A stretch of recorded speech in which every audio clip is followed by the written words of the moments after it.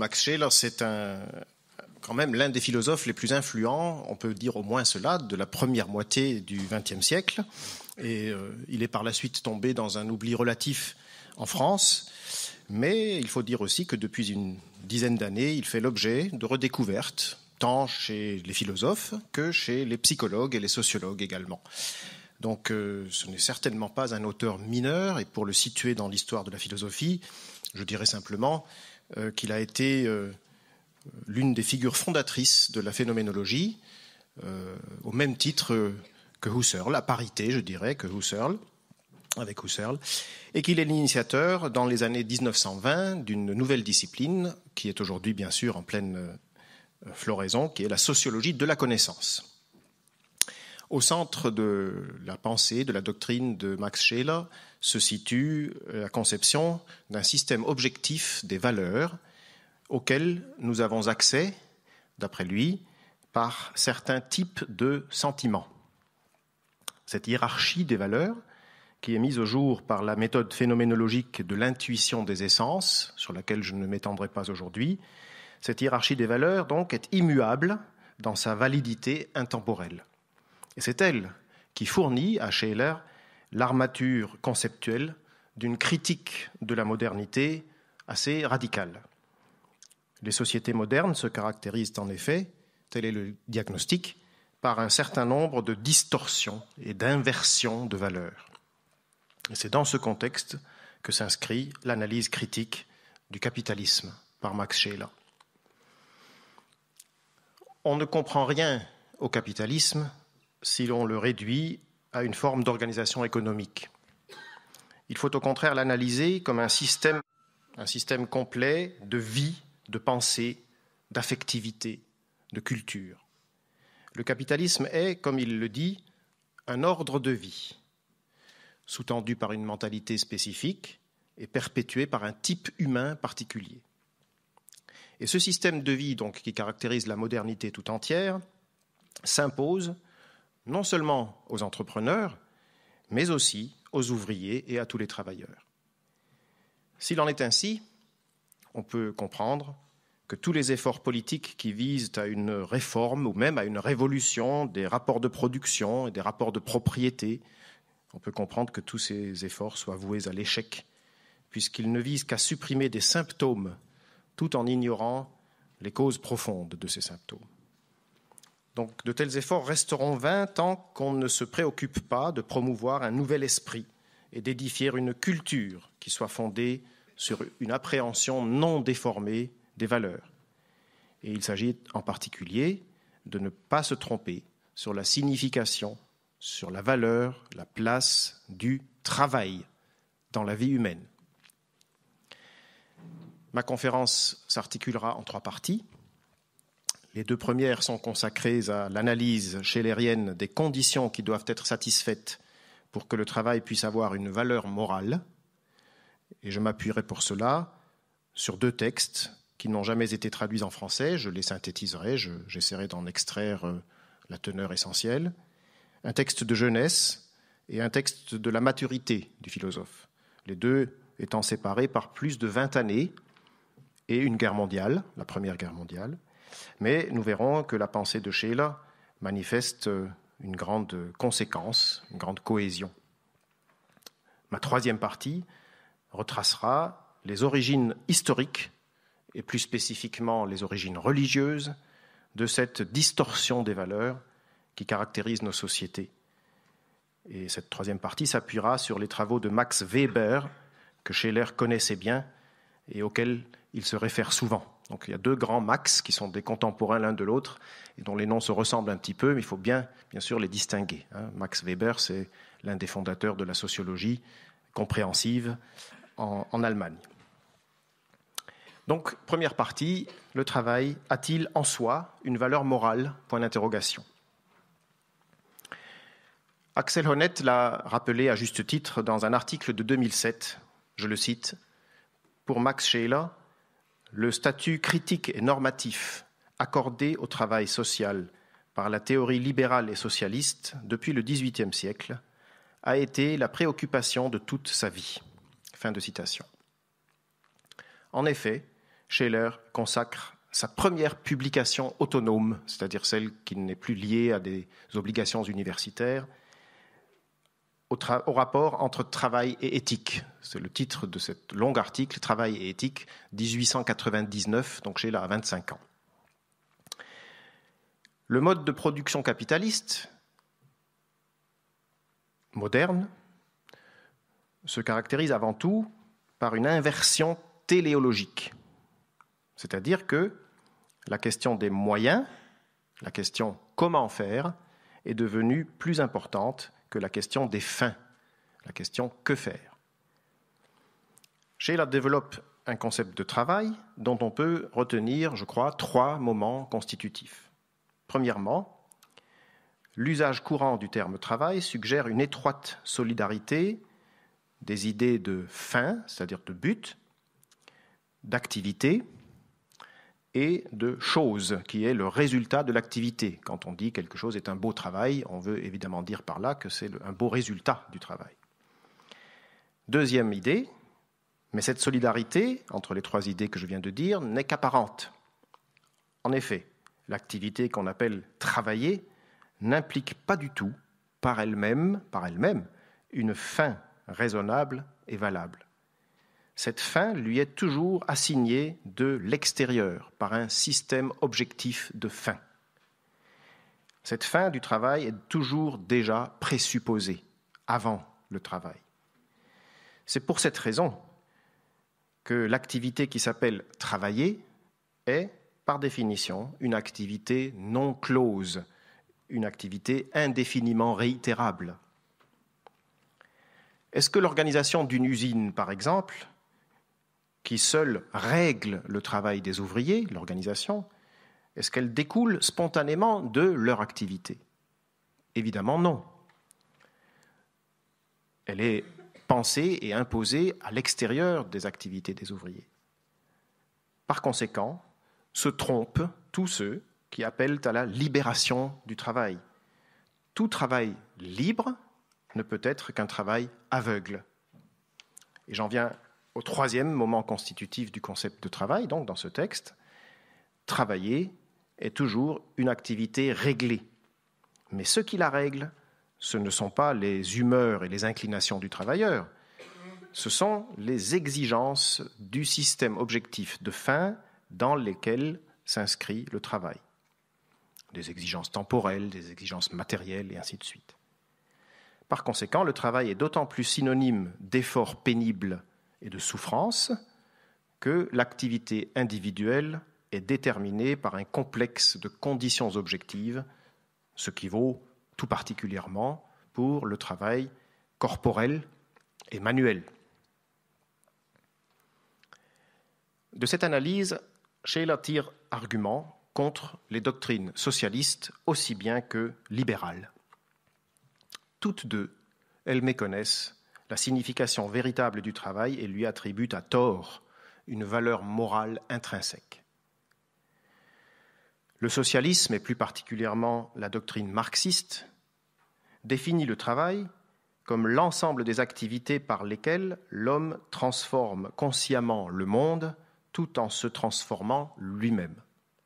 En d'autres termes, l'ensemble des activités par lesquelles l'homme transforme en même temps la nature extérieure et sa propre nature. Selon Marx, en effet, c'est par le travail que l'homme se développe, s'épanouit, s'arrache à l'animalité, accède à la conscience de soi et de la liberté. La liberté réside ici à la fois dans le fait de ne plus être soumis aux instincts et dans celui d'inventer des états du monde toujours nouveaux que le déterminisme de la nature ne laissait pas prévoir. Le travail est donc par essence l'occasion d'une réalisation de soi et de sa liberté, selon Marx. Bien entendu, toujours selon Marx, dans le contexte particulier de la société industrielle bourgeoise, le travail est aliéné et exploité. Et s'il y en a parmi vous qui ont entendu avant-hier dans le grand atelier le cabinet de l'historien de mon estimé collègue Frank Fischbach sur Marx, philosophe du travail, c'est sur cet aspect qu'il s'est concentré. En société industrielle bourgeoise, le travail est morcelé en tâches limitées et répétitives, et puis surtout, le fruit du travail n'appartient pas au travailleur, mais à celui qui l'embauche. C'était ça le cœur de la conférence de Frank Fischbach.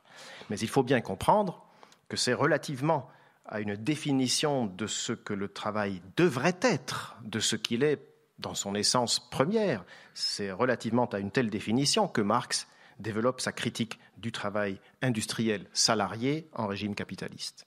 C'est par rapport à un idéal positif du travail. Et alors, selon Scheler, c'est justement cette doctrine positive du travail chez Marx qui repose sur une définition fluctuante du travail, définition qui, sans le dire, tantôt inclut et tantôt exclut le travail intellectuel.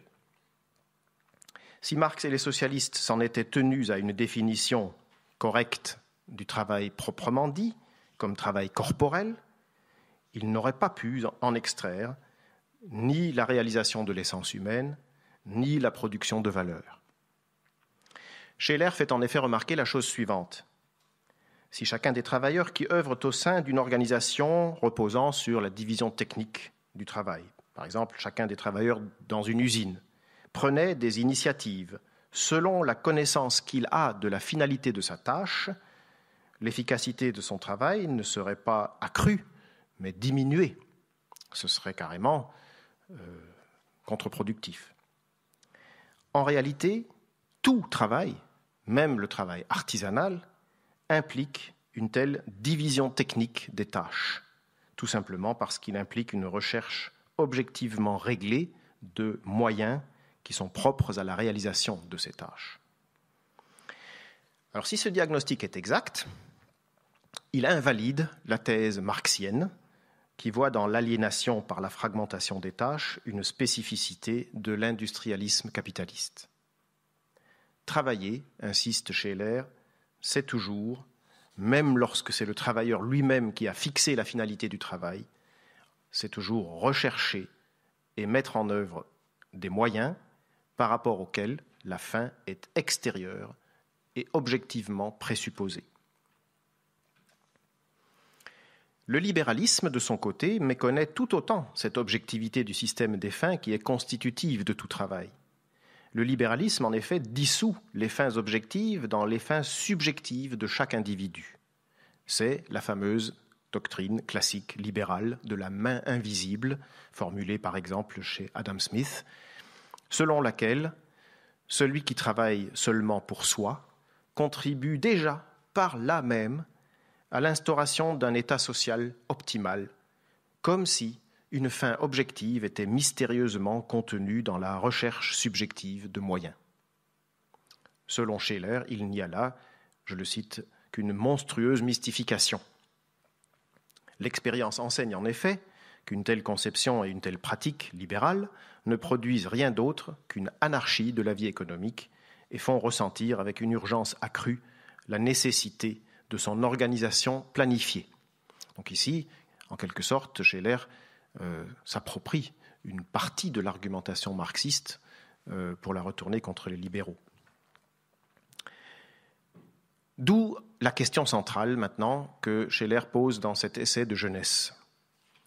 Quels sont les systèmes objectifs de fin qui, dans la société contemporaine, peuvent régler le travail et qui peut instaurer de tels systèmes? Il ne suffit pas en effet de dire qu'on travaille pour la société ou pour l'humanité.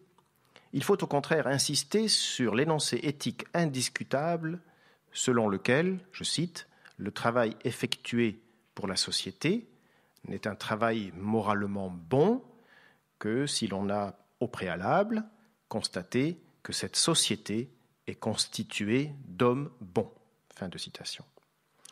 Si difficile que puisse être un tel constat, bien sûr. En tout cas, chaque travailleur est aussi un citoyen qui participe à la législation de son État.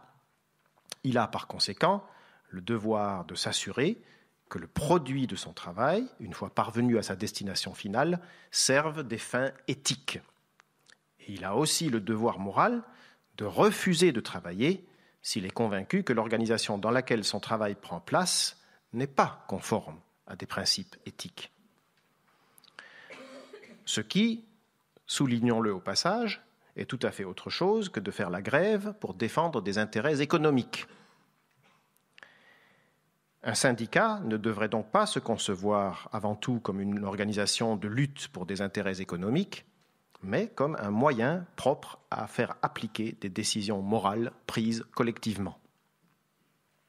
On pourrait penser à des ouvriers qui travaillent dans une usine d'armement et qui, à un certain moment donné, prennent conscience que ce à quoi ils contribuent n'est pas défendable sur le plan moral. À ce moment-là, il faut qu'ils cessent de travailler. Enfin, ils font grève, mais pour des raisons morales, pas pour des raisons d'intérêt de classe économique. D'une façon symétrique et complémentaire, en quoi consiste la valeur du loisir ? Certainement pas dans la seule fonction du repos à laquelle le réduisent aussi bien les socialistes que les libéraux. Pour eux, le loisir est bon parce qu'il permet de régénérer les forces pour travailler. C'est donc le travail qui donne au loisir sa valeur. Pour Scheler, c'est le contraire qui est vrai. Au cours de ces activités de loisir, le travailleur participe en tant que citoyen à l'organisation des systèmes objectifs de fin. C'est donc la valeur des activités de loisir qui détermine la valeur du travail. Ainsi, le temps de travail quotidien doit être déterminé en premier lieu, non pas par les exigences de la production, ni par la nécessité du repos, mais par les devoirs du travailleur envers sa famille, sa commune, sa paroisse, son État, et ainsi de suite. Et des principes analogues doivent s'appliquer à la fixation de l'âge minimal pour travailler, au droit syndical, à la formation continue, et ainsi de suite. Aujourd'hui, n'est-ce pas, la formation continue, on la justifie seulement par le fait qu'il faut rester employable, c'est-à-dire qu'il faut éventuellement changer de compétences pour pouvoir rester sur le marché du travail. Il n'y a strictement plus aucune considération morale, c'est-à-dire il faut que le travailleur soit autre chose qu'un travailleur, il faut que le travailleur soit aussi un citoyen qui participe à l'élaboration du système collectif des fins de la société. Tout ça, on n'en parle plus du tout. Le travail étant lui-même, donc, une activité moralement indifférente, dénuée de la dignité dont on le drape volontiers de nos jours. Il ne peut donc recevoir une valeur morale positive ou négative qu'en fonction des systèmes de fins objectifs qui le régulent. Selon Scheler, ces systèmes se trouvent à tous les niveaux d'une hiérarchie qui, commençant à la famille, passe par l'organisation, la commune, l'État et aboutit à l'idée du droit. Donc quelque chose qui est au-delà encore de l'État national, bien sûr, et qui atteint le niveau de l'humanité tout entière. Rien n'est plus pernicieux que l'argument selon lequel, par exemple, la politique sociale d'un État devrait s'orienter d'après celle des autres États afin de ne subir aucun inconvénient dans la concurrence sur le marché mondial. Faire droit à un tel argument, dit Scheler, c'est sombrer dans un relativisme moral dont la conséquence fatale est la dégradation de l'ensemble. Au contraire, il convient d'agir selon un principe objectif de la morale et du droit, même lorsque cela implique un affaiblissement économique provisoire. La conscience d'avoir agi ainsi et la confiance qu'elle fonde peuvent seules promouvoir la victoire de ce principe. Or, un tel principe ne saurait être puisé dans la subjectivité, qu'elle soit celle d'un seul ou celle d'une multitude d'êtres humains. Un tel principe objectif de la morale et du droit ne peut être trouvé que dans une instance transcendante qui porte en elle une loi valable pour tous les hommes. Disons, pour aller rapidement, qu'il faut la chercher dans la métaphysique. En fait, c'est la hiérarchie des valeurs dont je vous parlais au début. Scheler renvoie donc dos à dos le libéralisme économique et le socialisme marxiste, en ce que tous deux, ils réduisent l'homme à sa dimension de travailleur et accordent au travail producteur de richesse la valeur suprême. Scheler considère que la métaphysique est la seule instance qui puisse résoudre valablement la question sociale et qui puisse déterminer les conditions auxquelles seulement le travail professionnel peut être moralement qualifié. Sauf lorsqu'il est création de l'esprit, le travail reste une peine et une souffrance. Il ne devient un devoir que dans la mesure où il est rendu nécessaire par des fins extérieures et supérieures au travail, des fins qui sont de l'ordre du loisir et de la joie existentielle et du sens existentiel. C'est pourquoi les exhortations publiques à un zèle accru au travail sont inutiles tant que la politique et la société dans son ensemble ne proposent pas de telles fins, de nouvelles sources de joie dans la vie des hommes. La perspective de l'enrichissement, la seule motivation que connaisse le capitalisme jusqu'à nos jours, bien sûr, travailler plus pour gagner plus, cette perspective ne saurait tenir lieu de telles fins et de telles valeurs. Ma deuxième partie s'intitule « Quelles sont les motivations valables pour travailler ?» Cette question éthico-psychologique de la volonté de travailler, de la puissance de travail et du plaisir à travailler fait l'objet d'une conférence intitulée « Travail et vision du monde », prononcée et publiée par Scheler au début des années 1920. Dans ce texte, l'auteur revient, pour la dernière fois de sa carrière, sur la question de la valeur et du sens du travail en tant qu'ils sont liés à différents contextes religieux. L'Allemagne, avec l'Autriche et la Russie, vient de perdre la Première Guerre mondiale. On aurait tort, dit Scheler, de croire que l'urgence de la gêne matérielle qui résulte de la défaite pousse par elle-même à travailler. La détresse, s'il lui manque la vision d'un but et d'un sens, ne produit que le désespoir. Et précisément, ce désespoir se manifeste doublement chez les plus démunis, comme destruction révolutionnaire de l'existant, et chez les nantis, comme recherche effrénée du divertissement dans un luxe absurde. Mais les deux phénomènes sont de même nature. Il importe donc, plus que jamais, d'attribuer au travail sa juste valeur et la place qui lui revient dans l'existence humaine. Et dans ce but, le rappel de quelques principes de la doctrine chrétienne du Moyen-Âge semble utile à Scheler. Ce n'est pas sans raison que la tradition biblique présente le travail comme châtiment divin suite à la chute de l'homme au paradis. Il est vrai que l'activité laborieuse porte en elle-même, indépendamment de son résultat, plusieurs sources de joie. L'activation et l'exercice des dispositions spirituelles, la tension finalisée des membres du corps et de leurs fonctions, l'entraînement, l'endurcissement, le déploiement des forces vitales de l'organisme, le vécu de la puissance, du savoir-faire qui survient lorsque la matière sous nos mains prend une forme remplie de sens. Ces vertus, les modernes, Marx en tête, les prêtent au travail en général. Mais elles n'appartiennent qu'aux formes du travail qui sollicitent l'homme entier ou à des activités de création par l'esprit, c'est-à-dire, en fait, à une infime partie du travail humain actuel. En règle générale, Scheler le réaffirme, le travail est souffrance parce qu'il exige la soumission des pulsions à la loi extérieure des choses. Il faut même reconnaître qu'à mesure que progresse la division du travail dans l'histoire, cette joie inhérente à l'activité elle-même diminue au cours de l'histoire. Mais cela n'implique nullement qu'il faille renoncer au concept de joie au travail. Le travail n'est pas exclusivement châtiment, il est aussi remède et amendement. En travaillant, l'homme se forge une mentalité de plus en plus juste et désintéressée.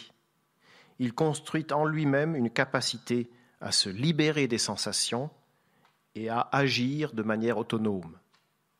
C'est cette valeur du travail pour l'homme qui est primordiale et non pas sa valeur pour la subsistance, la satisfaction des besoins, la prospérité collective. Elle exige que le travail n'épuise pas l'homme au sens littéral comme au sens conceptuel, c'est-à-dire que l'homme ne se tue pas à la tâche et que l'homme ne se réduise pas au travailleur, mais qu'il soit en outre membre d'une communauté, citoyen du monde, qu'il ait suffisamment de loisirs, de liberté et de calme pour se recueillir. Donc, première notion qui donne sens au travail, celle de remède et d'amendement. La seconde notion qui donne sens au travail est celle de sacrifice.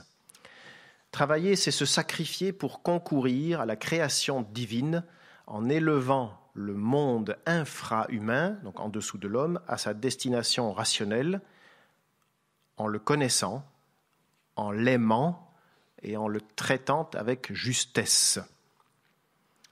Cette idée implique deux attitudes qui font défaut à l'homme contemporain. La première est l'amour de la qualité du travail et le respect à l'égard de ce que le travail d'autrui a façonné. Aucun travailleur n'est à lui seul l'auteur de son produit. En fabriquant par exemple une table, il a donné à une certaine quantité de bois une forme spirituelle à laquelle toute l'humanité a coopéré. La seconde attitude est la sérénité, qui ne se soucie ni du sort que l'avenir réserve aux produits du travail, ni de l'avantage que j'en retirerai. Tout cela s'opposant au calculateur d'utilité qui ne commence à travailler qu'à la condition que ses acquis lui soient garantis et qui, de ce fait, place les motifs hypothétiques et relatifs du travail au-dessus des motifs certains et absolus. La sentence du Nouveau Testament, dans la lettre de Paul aux Thessaloniciens, « Si quelqu'un ne veut pas travailler, qu'il ne mange pas non plus », cette sentence ne signifie pas que l'homme ne mérite d'exister que pour autant qu'il travaille. Le droit absolu à l'existence est inhérent à tout homme en tant qu'il est créature de Dieu. Le devoir de travailler ne précède pas, mais suit de ce droit. Comme en suit le devoir de subvenir aux besoins de ceux qui ne sont pas en mesure de travailler ou de ceux dont le travail n'est pas mesurable et n'a pas d'utilité directe. C'est la raison pour laquelle le fruit de son travail ne saurait, de droit, revenir en intégralité au travailleur, comme le réclament Marx et son école. Le travailleur est toujours co-responsable des communautés dont il est membre, et une partie du produit de son travail revient de droit au bien commun. Scheler semble ici prolonger, en la contestant, la réflexion sur les couvents que Victor Hugo développe au livre 7e de la deuxième partie des Misérables, vous vous souvenez peut-être. Victor Hugo y affirme que le monachisme, c'est-à-dire l'institution monastique et la vie des moines, parce qu'il est économiquement improductif, est condamné au point de vue non seulement de l'histoire, mais aussi au point de vue de la raison et de la vérité. Si cette thèse était vraie, on serait fondé à condamner comme improductifs tous les moyens matériels qui sont mis au service d'une culture de l'esprit, au service de la littérature, des arts, de la philosophie, des sciences humaines. Seul serait justifié d'exister le travail qui produit, c'est-à-dire qui rapporte. Socialistes et libéraux se rejoignent au fond dans la même aberration qui est celle de l'esprit capitaliste. L'estime que la doctrine chrétienne du Moyen-Âge accorde au travail est cependant limitée par quelques principes clairs et simples. Le fruit du travail ne doit pas excéder les besoins conformes au statut social des familles, en leur permettant d'exercer la charité et la libéralité, qui est le juste milieu entre l'avarice et la dilapidation. L'homme doit rester maître et non pas devenir esclave de son travail. Il ne doit jamais oublier que l'action, comme moyen, reste subordonnée à la contemplation, comme fin. Une jouissance raisonnable des fruits du travail, la conservation de la santé, de la famille, la protection des enfants, l'exercice de fonctions publiques et civiques, tout cela, c'est autant de limites au travail. Les autres confessions chrétiennes s'écartent notablement de cette doctrine.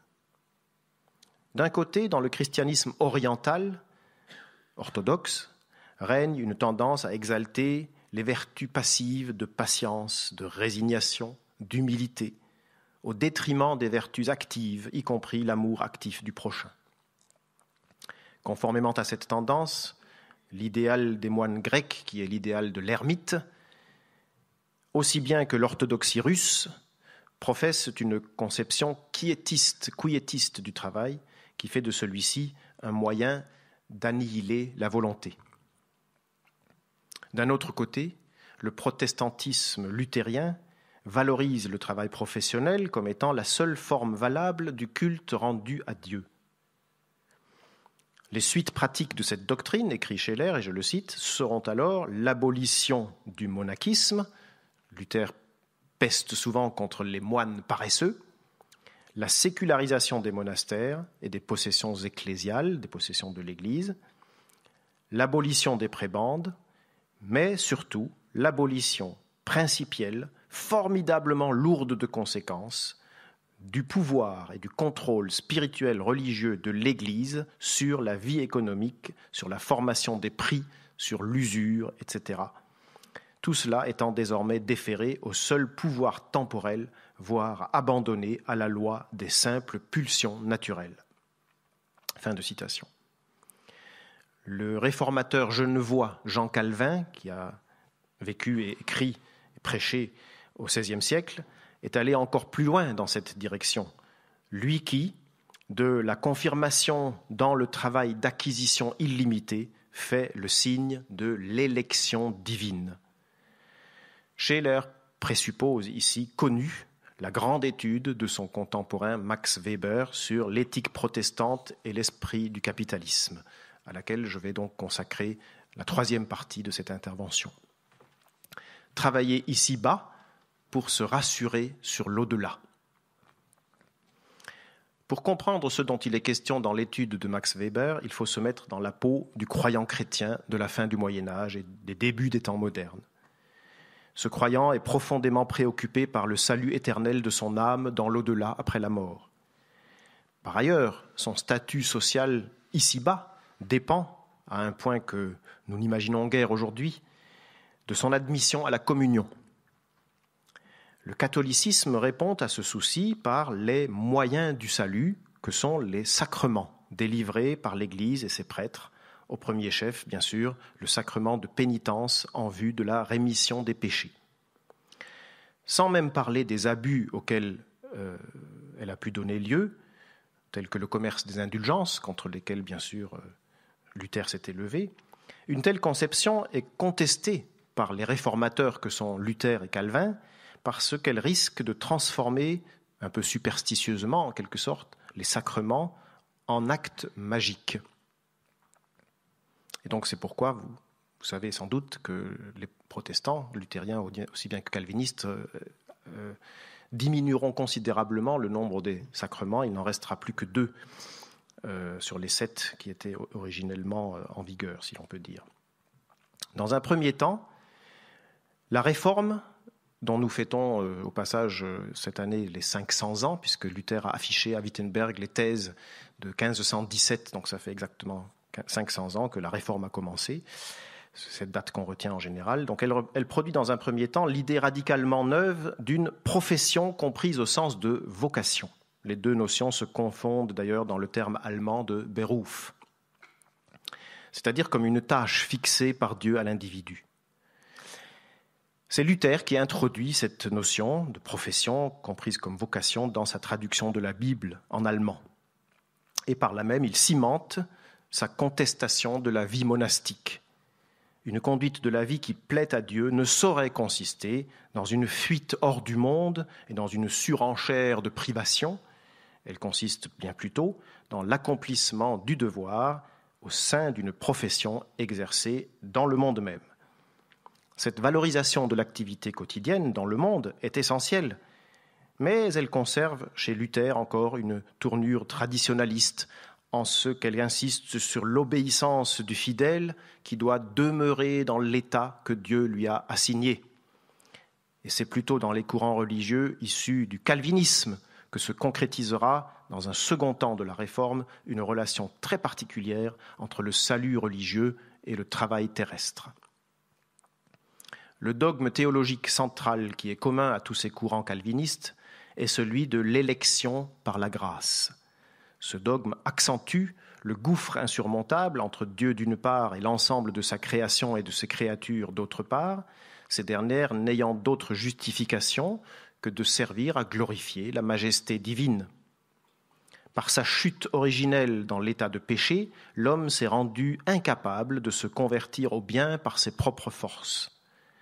Mais pour révéler sa puissance, Dieu a élu de toute éternité certains d'entre les hommes qu'il appellera le moment venu pour leur accorder la vie éternelle.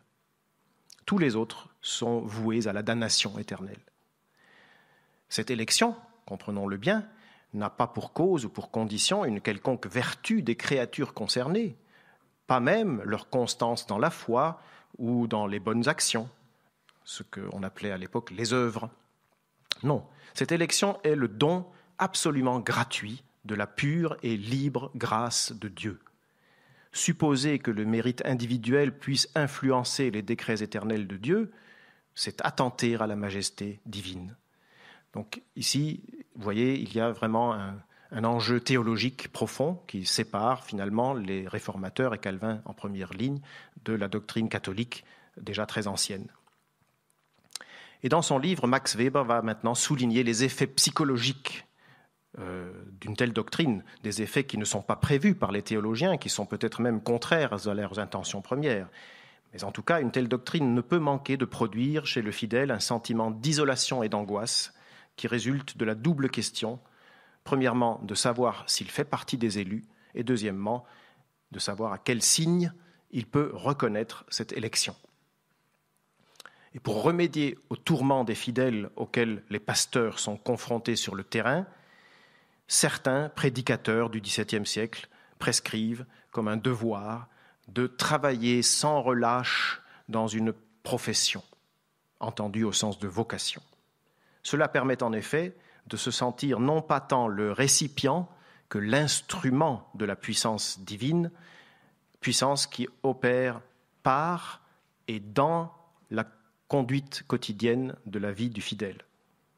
Ainsi, les bonnes actions ne sont plus, comme dans le catholicisme, le moyen technique d'obtenir la béatitude éternelle, mais celui de se débarrasser de l'angoisse qui la concerne. Le croyant produit lui-même la certitude de son élection par un contrôle méthodique, c'est-à-dire un contrôle à la fois rigoureux et incessant, de soi-même et de la conduite de son existence. Un tel autocontrôle est effectué notamment par le biais d'un journal moral personnel qui prend souvent la forme d'une véritable comptabilité. Ainsi, la sanctification de la vie pouvait presque adopter le caractère de la gestion d'une entreprise, écrit Max Weber. Le puritanisme anglais, puis nord-américain, illustre le plus nettement les fondements religieux de cette ascèse intramondaine, donc cet ascétisme dans le monde. Cette ascèse ne condamne pas tant, comme le faisaient déjà les évangiles, la possession ou l'acquisition de richesses. Elle condamne bien plutôt le fait de se reposer sur ces richesses et d'en jouir dans l'oisiveté.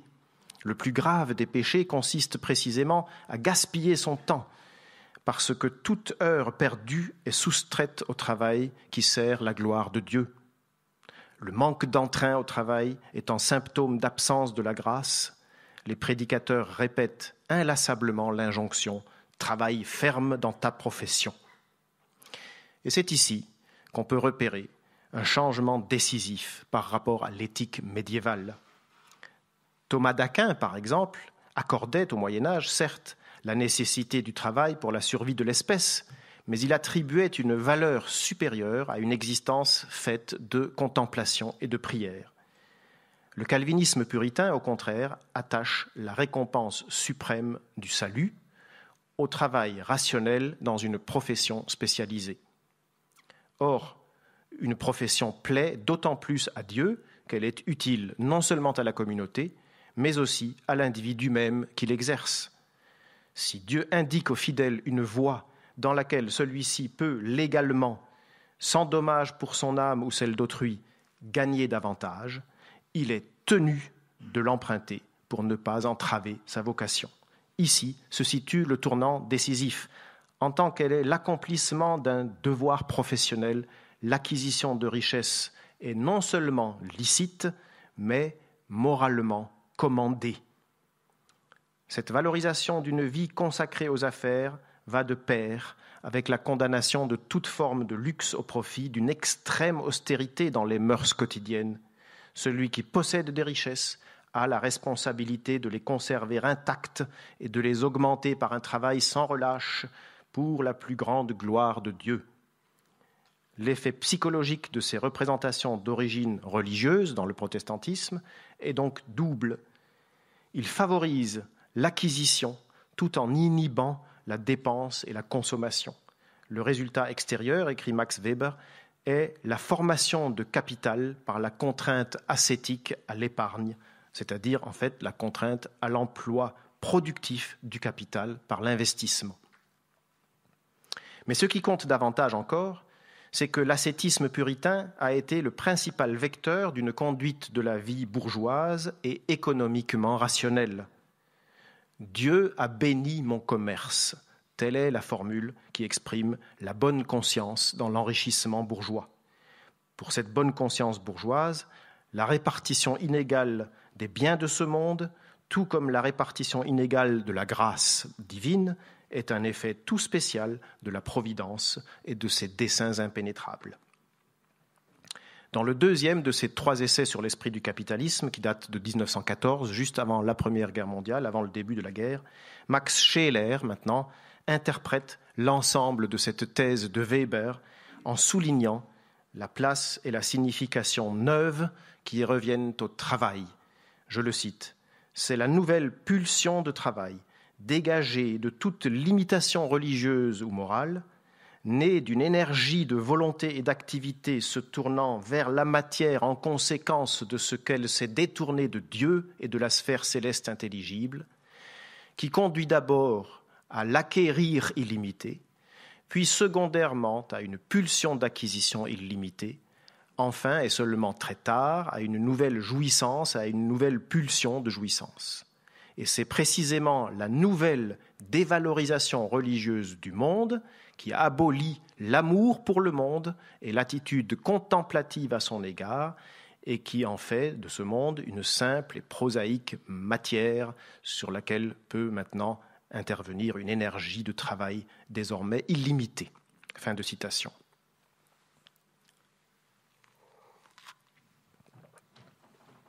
Je conclus.